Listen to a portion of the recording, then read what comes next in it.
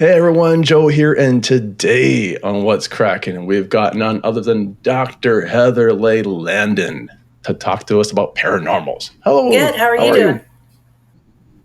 I am doing fantabulous, minus my wardrobe mishap of a Cork Zero exploded on me, but I should have seen that coming. So, when we are discussing the paranormal, what is that to you? To me, it's anything currently that can't be explained by science. And ultimately, my goal is to make the paranormal field regarding ghosts and I guess you would say cryptids and stuff like that to become a true science. Very cool. I have someone we can talk off air about. Leigh is one of the tops in the field in Canada for this very thing. And so this interests me a lot on this overlap with making paranormal science and science-based, right? So what made you want to go in this direction? Well, I've started having experiences when I saw my grandfather when I was younger. And then as I continued growing up, it kind of went down a rabbit hole, per se. And the more I learned about it, the more I wanted to keep learning about it. But the one thing I started noticing was that I know I get flack for this in the paranormal field, but not everybody takes this as serious as I think it should be taken. They go out because they want the scare. They go out because they want answers for themselves, and which is true. I want the answers for myself too, but I also want to get answers for everybody else because it's not just me that's suffering, and not really suffering, but not me that's just experiencing it. So I think, and I also truly think, I guess it's my OCD that comes into play where I see people doing this research and they're going in not really taking notes that they should be taking. They're just going in and doing it. And I really think there needs to be more behind it. Absolutely. No, 100%. Your best friend is a paranormal researcher. Exactly. Notebook. And a flashlight, by the way. You always need a flashlight. And people, it's amazing how many people just don't take notes. And even on the shows, there's some shows that we just go out and do. I'm like, that's not research. That's just like Scooby-Doo. And when I was studying with Dr. Kelly at IMHS here it was in Florida, the one thing he did is he taught paranormal science, and he taught how the paranormal connects with string theory, and interdimensional stuff, and how we can use actual scientific-based research that's already out there to help with our research in paranormal field. Yeah, what's the thing from Dancing Woolly Masters? Nonsense is just stuff that you don't understand exactly. yet. And it really brings it in, and that was all the quantum mechanic thing. So you really put a lot of study into this. What was your study like? It was interesting. He definitely opened my eyes to a lot of stuff because I had always done research in it and always looked into it, but it kind of gave me more perspective on how that other areas of study can contribute to the paranormal field. It's not just using the scientific method, but we could also use chemistry. We can use physics.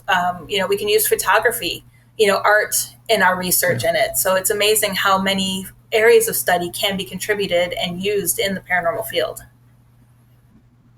No, I think you hit it on the head. It used to be when Ghostbusters first came out, right? It was always that stigma attached to it.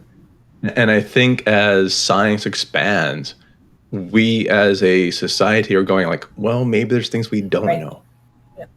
Because we thought we knew a lot of stuff, but it turned out to be wrong. So maybe this thing is there. So you said you saw your grandfather. Was that a vision or was it a feeling? Multiple different things. When I was younger, a little bit of backstory on that one is when I was 5, he had a heart attack while we were outside playing in the snow. He was shoveling the patio. And I witnessed granted, they got me out of there as fast as they could because I was little, but witnessing that always stuck with me, and I was really close to him. And then as a teenager going through teenage issues, he came to me in a dream. I would see him walking the hallway, and that's kind of what started it because we lived in a home that he had never been to because we moved to that home years after he had passed. And that kind of continued developing as a young child, or as a teenager. But more recently, I want to say 8 years ago now, I hadn't seen him for many years, and I was going through kidney disease, and I was diagnosed with stage 5. And I had a dream one night, and it was him telling me that it's not my time, you're going to be okay. And I woke up to him sitting next to my bed, rubbing my arm, and then he faded away. And then next thing we knew, my kidney disease completely reversed itself with no medical intervention, and I'm in full remission of it. So, oh wow! Well, first, congratulations on that. But so he would, appear, visually, and then also, but mostly in dreams. But then the dreams, I would wake up and he would be there. Yeah, it's interesting you saying dreams, because I was doing research into my own ability. I mean, dreams, for those that don't know, aren't just dreams. You can have lucid dreams. You can force a dream. There's a whole science behind that. And well, Domhoff used to do dream work, but there's a bit of what I'm investigating is into dreams as the gateway into an astral, right? And so maybe is that how you're seeing the dream of your grandfather? It's like the gateway into I think so. That plane? That's how I'm kind of viewing it as, or it's his gateway into seeing me and coming to me when either way. The revolving door. Yeah, both ways. And then the residual energy kind of like when you wake up is still kind of there. That's interesting. Do you see that with other people? The only other time that I've seen, my uncle had appeared in a couple, but it was always with my grandfather. Then there was one time we would do investigations at a local museum, and that was kind of like our training, where we would actually train and experiment and do stuff. The museum would let us do that as long as we gave them our research. And one night, there was always this dark shadow figure at that museum. And one night he came to me, and it was in a dream, and it was like, don't go to the museum on the next investigation. Something bad is going to happen. And then when I woke up, you could see our TV was still on, and you can see the outline of the shadow figure standing in front of the TV at the foot of the bed. And then that faded away as well. So I thought it was really interesting. And then at the next investigation at the museum, we had a very negative energy there. It wasn't the same. It was almost like something had moved in. And it was just really weird. And that was his warning telling me not to go. And I mean, we had strange EVPs telling, we never had an EVP telling us to get out. All the spirits there knew us. They welcomed us. Then we're getting, get out, F you. And it was just a completely different experience. What do you think that is? I mean, was it because you're doing repeat investigations in the same place, right? Which I think is, by the way, if anyone doesn't do that, I think it's absolutely mandatory you should do. Like, you would never do a scientific experience on one thing and okay, we're good. No, you keep repeating it. That's science. That's the science part of it.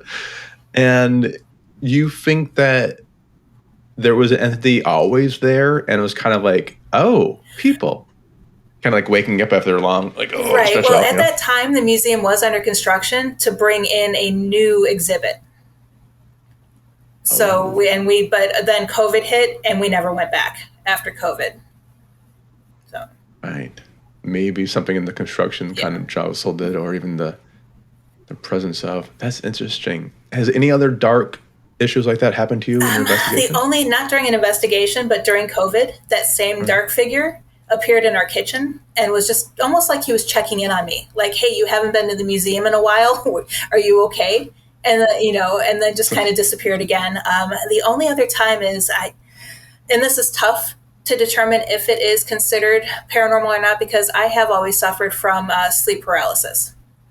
It's the worst thing in the world, and I never associated it with the paranormal because I never had any hallucinations. It was all scientific for me at that point. But I started doing research with a friend of mine, Philomena, and she runs Project Umbra, which dedicated to the Hat Man. And trying to... What's the Hat Man? He's like a tall, dark figure, always seen wearing a hat. But we've uncovered so much information. We have over 200 responses on a survey of people who've experienced the Hat Man, and they all describe him differently. It's with the type of hat, but it's always a shadow figure, always, something like that. But when I started researching it, I all of a sudden, and she's always had other people try to help her, but they've always had negative experiences seeing the Hat Man, and they quit. And I told her, I'm not going to quit. I'm not going to run. I'm going to uncover this guy with you and figure it out. But as soon as I started that research, I had a sleep paralysis dream that night, but I was scared that night for the first time after having it for many, many years. I was scared and I felt like someone was crawling up on the bed. And I relate it right now to that, even though I don't have any proof, but that is the first time I've ever had that type of sleep paralysis experience. Right. No, that makes sense. And sleep paralysis itself is pretty frightening. I mean, I would imagine pretty frightening. And then most of it's attached to a visitation of some sort. You know, that's usually the stories, right? Of sleep paralysis, a lot of vegetation thing, like was just usually explained away as sleep paralysis. Like aliens? No, sleep paralysis. Ghost? Nope, sleep paralysis. Demon? Nope, sleep paralysis. So what you did is you flipped it almost. You had sleep paralysis, so you knew what it was. And it's the first time I was like, oh, no, this is different. Completely different. Yeah. That's... Have you kept the research up for this? We put it on hold because right now she was going through some issues and she was traveling for work. And then, of course, I just moved halfway across the country from Florida to Texas. But we're in the process of picking that back up because we have, like I said, we have hundreds of surveys. And they're not just your simple, have you experienced the Hat Man? What did he look like? There are like 100, I think it's 150 questions on the surveys that go everything into the person's health. And we're noticing a lot of people that are Rh positive are the ones experiencing this. So we're thinking there's a connection there.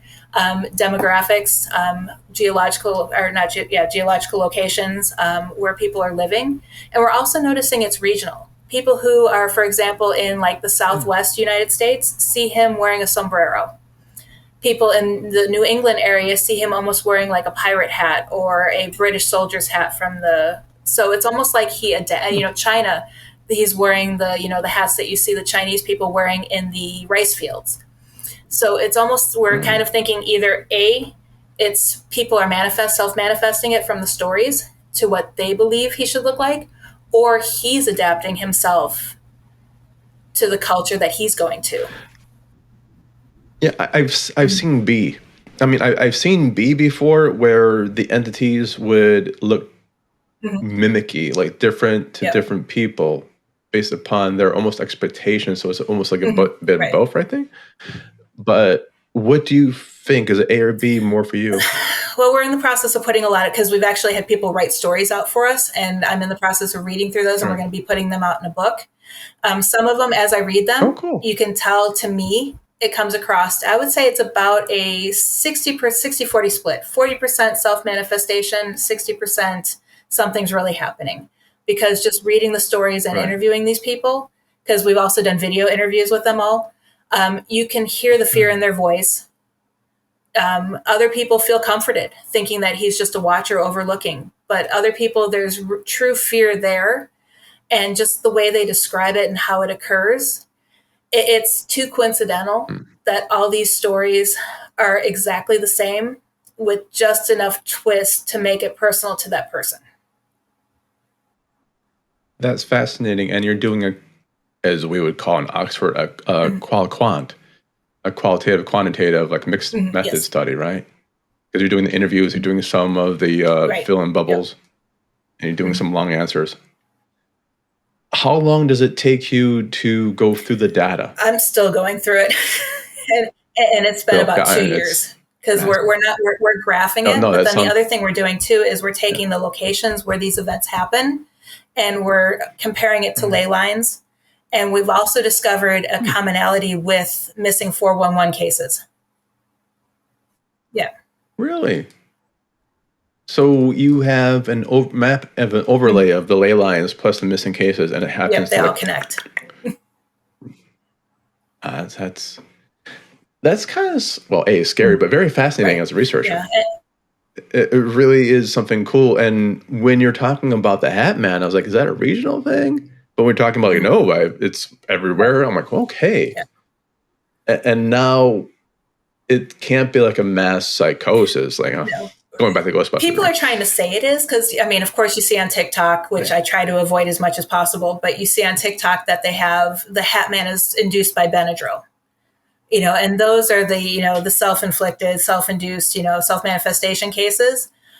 But we've actually, the research we've uncovered, we've found petroglyphs in Nevada, Arizona, and I want to say over in the Middle East area, even Egyptian hieroglyphs that have symbols that Really? resemble what the Hat Man is described as today. Okay, so Nevada, that's Valley of Fire you're Yep. going to? Yeah, I kind of grew up in Las Vegas. We So like, lived out there for 8 years. Or 5. Really? It was quite a. We moved 4 years ago to Florida, and then now we're in Texas. But we were in Nevada before. Oh wait, you did the haunted Nevada stuff, right?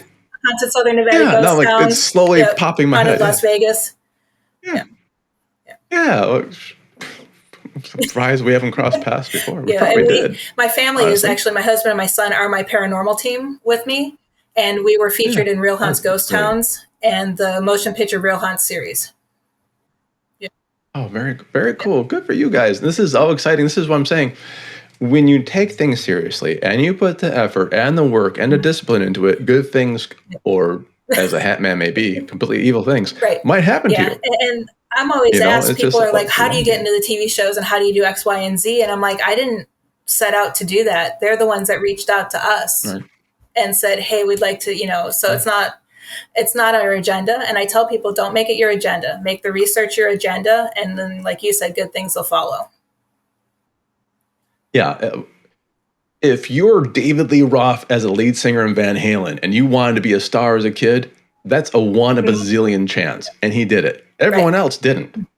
So if you're like, your agenda is to get on TV or something like that, and you don't have your own camera crew and stuff. Yeah. The science has to be, the passion for has to be the agenda, right? So what do you like more? The research end of the interpretation or the interviews or the investigations or the writing part? Oh, you're asking me to pick between my favorite children. No. I know. And which one is it? Okay. I would say it would be the hands-on research, because I just love how it all, the more you research, the more it all fits in together, and seeing it come to fruition, and, how this research and this investigation tactic actually proved a theory we had or something like that. I love seeing that. That is pretty decent. I agree. It's the putting the puzzles together and seeing that, like the maps. So you talk about the maps, the ley lines. Like we see pieces like that, like, oh my God, it kind of glows in your head. Yeah. So when you're doing all this, you said your husband and your son are your paranormal team, yes? Have you ever had disagreements with your paranormal team? Oh yeah. It's. How did they end? You're like, I'm mom. No, they kind of often defer to me, just because I have more than 30 years experience, and they've kind of just been thrown into it the last 10 years. So it's kind of weird. It's, my husband is very, okay, ghosts exist in your mind, I get it, type of thing. And he, believes that something could be there, but he's more of, I don't really like to use the word skeptical, because I still believe skeptics can be believers. And he kind of has that level head of like, are you sure that was paranormal type of thing? So he kind of keeps me in check. And my son is still learning, but he loves coming up with different theories, and he'll be like, hey, what if this happened? Or, so he kind of brings up different ideas. I love that. And when you're going out into the field, what kind of tools do you use now? Just a video recorder, an audio recorder.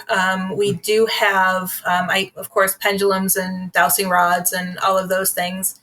We do use a spirit box, but not as far as collecting evidence. We usually mostly use that. Of course, we used it when they filmed us for the documentary, and when we would do tours, just because on the tour, people want instant, so but we would explain to them that this may or may not be paranormal, but here, this is giving you that almost instant satisfaction, but it's not something we use as a tool for collecting data. The other thing that I do like to use, and everybody laughs at me about it, is I have light up fidget spinners. Leigh's team uses them I think they call them cat balls. No, I won't use the cat balls, because those can easily be, but the fidget spinners, they're heavy enough to where vibrations won't cause them to spin or go off. And they don't light up due to vibrations. They stay lit up, so we can put them in a dark hallway. And it's basically one of those things where it needs force to move. So nothing environmentally will disturb it unless there's an earthquake. Will trigger. or a heavy breeze. But it's real interesting there. I find those more sturdy and it's more or less just to see if something's there and willing to interact. Oh Can yeah, I steal that from I you? share that all the time. I think it's the best tool out there, and it's not so much Yeah, that sounds like for a the brilliant. paranormal scientific data. It's more for us just to kind of have fun and Yeah, lighten up the investigation a little bit, because I mean, and they're all different colors too, so literally. you can use them for Yeah. hey, spin the red one for no, spin the green one for yes. Kind of, yeah. Oh, that's a great way of doing like the whole switch, press this switch, Right, press that switch. I like that idea. I do. And you're right. Sometimes the cat balls just go off right. if we sneeze. Is that you sneezing? Yeah, a Like, yeah, car that was me drives by sneezing. a mile down the Like road and they yesterday. start blinking, and Yeah. yeah, The truck. Yeah. Like right. UPS is here, stuff like that. So I like how you also go, there's the instant Hmm. gratification part Right. for the tours, right? And we'll get into the tours in a minute. And the actual data collection are separate, because what people don't see on the show is they like, oh, it's a 20-minute show. Like, no, that was like 8-hour investigation, 20 or 25 hours of looking through stuff Right. multiple times, and then splicing it into a Right. 20-minute show. It's like, there's a lot of sitting around. So when you're doing tours, where do you tour? I'm Oh, just when we were curious. in Nevada, it was called McCaw School of Yeah. Mines. We did it as a fundraiser for the museum. Oh, It was is that the haunted museum now? no, Or used to be? it's in Henderson, and what it is it's an above ground Of simulated course. mine. And I volunteered there for some other stuff, and I said, hey, wouldn't it be fun if we Yeah. did a ghost tour on Halloween to show the kids what we do, because they opened it up and made it like a haunted house. And so they would stop the haunted Oh, that's house for brilliant. like every 30 minutes for 10 minutes. And we would take a group of kids in and we would run an event, say, hey, this is how it is. And it was, so then there we just would do, I think we did 3 or 4 total while we were there. But it was, we brought people in, we said, hey, let's do a tour. And we did, it had like a little class in the beginning of the different tools and how to investigate, showed them the hot spots that we've uncovered. And then they all got to go their merry way and do their investigation the way they wanted to. So it was a lot of fun. That's amazing, because you get the young scientists of minds kind of going. And even if they don't go to paranormal, they still keep that curiosity Yep. about it, which is great. And it's a fun experience. When was this? Do you remember what years? About 5 years ago. It was just before COVID. That's Yep. why. Okay. Because I was out of Okay. Las Vegas, but I'm like, how did I not No, know the about museum's this? been there since Why the am I not knowing 90s. this? But we started because I would go there because I also ran, it was Macaroni Kid. It was a kid's website that talked about all the fun things to do in Henderson. And I was there, I would set up a craft table for them because they would open up the first Saturday of every month to allow free tours, because the museum is dedicated to school tours. So school buses would come in and take the kids on a tour to learn about mining. But when I set up with the crafts for this event, I said to him, I'm like, hey, this is also what I do. And we also had one experience that was kind of interesting that kind of triggered a lot of it. Is a little the museum, it had an emergency exit at the end, but otherwise you couldn't get out. And if you left through that door, the alarm would sound. There was one way in, one way out. And this little kid came out, and it wasn't that busy. And they just said to myself and the museum curator, they're like, thank you very much. The guy you have inside the museum is amazing. He's described him dressed like a miner. And he talked to me about different things and showed me different things. And I really think that was a really cool part of the museum. And we looked at each other when the kid left. We're like, there's nobody in there. So we ran in there thinking there's some creepy guy in the museum giving tours without our knowledge, and there was nobody in there. And that kind of triggered that something's there. Oh, that has to mean that entire area has got to be a hotbed. That was where, especially when the Great Depression happened, a lot of people went, and even the Wild West, and before that. But they have artifacts there from mines in the area. They have a train from Area 51 that's located there. They have the elevator from the mine in Rhyolite. So, yeah. So there's a lot of artifacts there that we feel might have some energy attached to it. Is there anything that you've encountered that made you want to quit? Kind of like... No. Yeah. I mean, really? I've been pushed, shoved. We were doing an investigation at a residential back in Vegas, and I was helping cleanse the house. And I was just putting some sea salt along the windowsill, and it was I don't get this, but some houses are built like this. She had a huge garden tub with this big, massive picture window over it. So I was standing in the tub, just sprinkling some sea salt on it, and all of a sudden it was like something karate swept my feet out from underneath me, and I flew up in the air just a little bit and landed in the tub on my knees. And it was like, and I just stood up and I yelled at it, whatever it was, like it was a little 2-year-old child that got in trouble. I'm like, we don't treat people like that. We don't do this. How dare you do that? You know, you better not do it again, and you need to leave the homeowner. And the minute I did that, the whole house brightened up. That's a cool story. First of all, you're right. A bay window by a garden tub? Like, really? I don't get it. Maybe they want a natural light. I don't know. But a lot of people looking in. So you did this and you reacted appropriately, right? You reacted appropriately and it respected that. When you're doing cleansings, and this is more of professional curiosity, what are you doing? What's your method for cleansing? You're saying you're sealing things off with the salt. I truly do believe that when it comes to cleansing a home, it's more of, and I don't really want to use, because I do believe cleansings work to a point, but it's more of an act for the homeowner.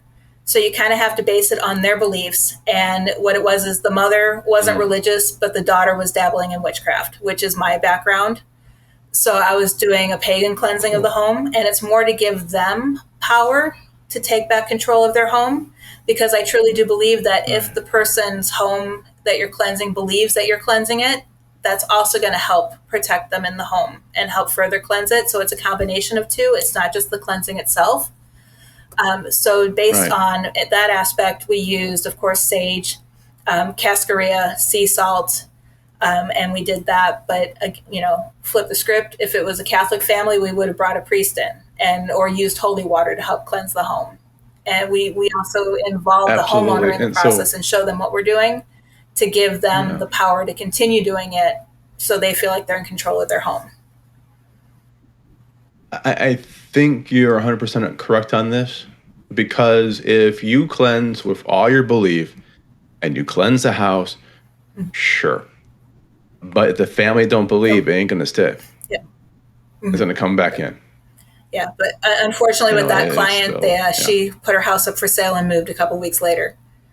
So. And there's an attachment, so it's with her. No kidding. Well, we gave her our number and she never called us back, so we're hoping everything worked out for her. But it's either a positive or very bad sign. Exactly. One of the two. But I think that was one of the most active residential investigations, and it was one of the last that we did for clients, just because that's interesting. There's too much legalities with going into a person's home that we've uncovered, that we just kind of, and you can't go into a person's home, hey, we just invented this new investigation technique, let's test it out on your home while you're scared. we can't do that. Yeah, because that's a psychological damage on it. When you were talking about witchcraft, and you can say pass, this is always questions come from professional or personal curiosities. They're never, what is your, I don't want to say brand, but path. Thank you. I do follow more garden.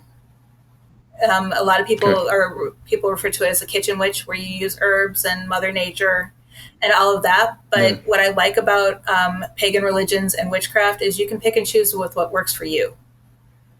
And you can do it solitarily. You don't have to do it out in the open. You don't have to be a part of a coven unless you want to. Unlike churches, you have, even though you can still practice in your own, but most people do prefer comfort of church.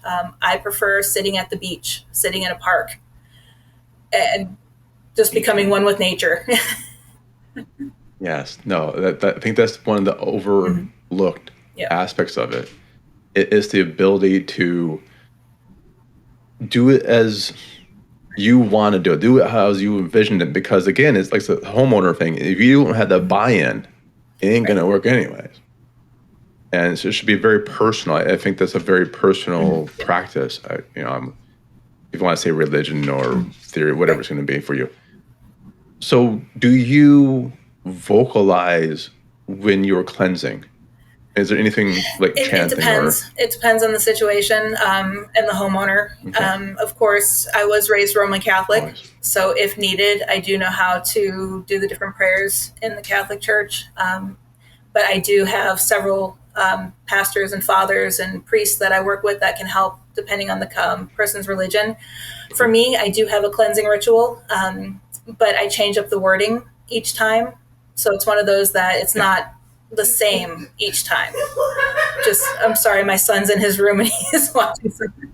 That's also a cleansing ritual. Laughter is always good.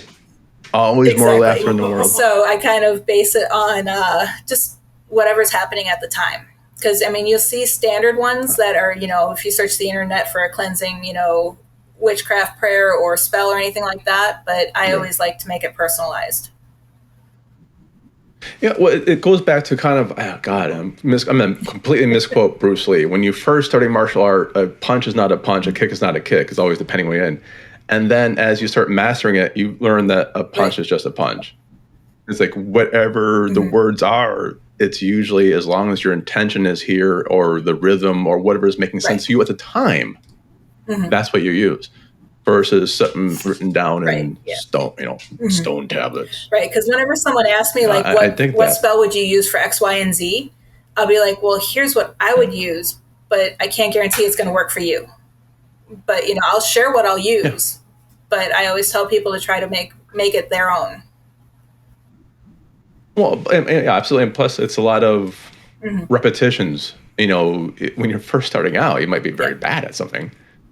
And you're giving someone a spell to use or a cleansing to use, and they're going to bumble it half the time anyways. Until they practice and they start going, oh, okay, I can get this now. And then you kind of make your own. Now, I asked this of all my guests. What would be the advice you would give younger, I mean like teen to even that 5-year-old child to you? What advice would you give them? Advice? Never stop learning and never be afraid to ask questions. Brilliant. Yeah, because even though I've gone through and I've gotten the PhD in paranormal science, I'm still learning every day. Yeah. You have to. Absolutely. I appreciate that. And once again, where can we find you on the interwebs? I have our website, which is in desperate need of an overhaul, but it's heatherleighphd.com or explorationparanormal.com. And then you could also find me on Facebook at, I believe it's Heather Leigh PhD, but it might also be Dr. Heather Leigh. I'm not sure which one it's set up at. And then all of our links for YouTube, it's basically YouTube and Facebook, are found on our website. Nice. Amazing time. Thank you very much for everything. I always love talking to someone who takes this as a science, as it should be. I appreciate that so much. So on behalf of myself and Dr. Heather Leigh Landon, we bid you good day. Trying to get my Paul Harvey out, but Bye everyone.